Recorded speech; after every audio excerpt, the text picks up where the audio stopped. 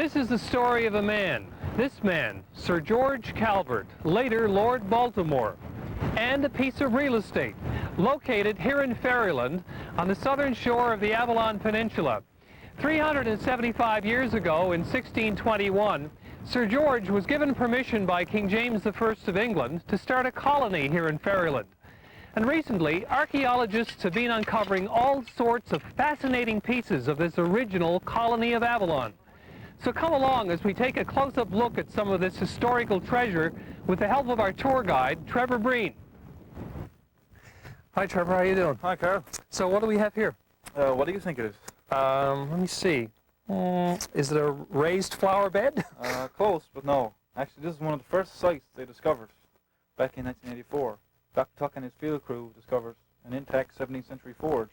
So this is like a blacksmith shop here, Yeah, is it? exactly, yeah. You can still see some of the burnt portions on the stone where it was in use.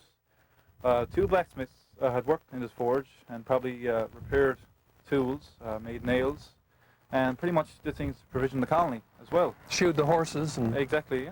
A lot of livestock. Which brings on to our next little portion. If you'd like, I can show you the Waterfront Complex. Okay, great. Let's see it.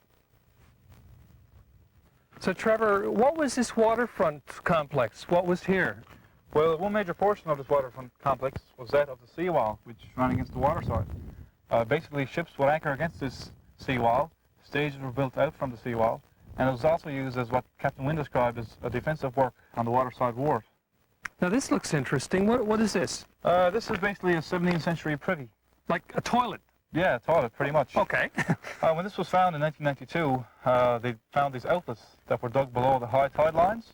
So back in the 17th century, when this thing was built, the tide would come in sort of twice a day and flush the toilet. Ah, so what we have here is basically Newfoundland's first flush toilet. Pretty much. Okay. Trevor, I see a house here. Are they actually digging in somebody's garden? Well, actually, they purchased the building itself. They're hoping that George Calvert's mansion house is located in this general area here. So they think that the house that Calvert actually lived in was on this spot? Yeah, they're hoping. I guess more digging will uncover it. This digging looks like painstaking work. Yeah, well, it's quite a long, drawn-out process. There's a lot of digging and sifting and sorting. So it's really a very tedious process.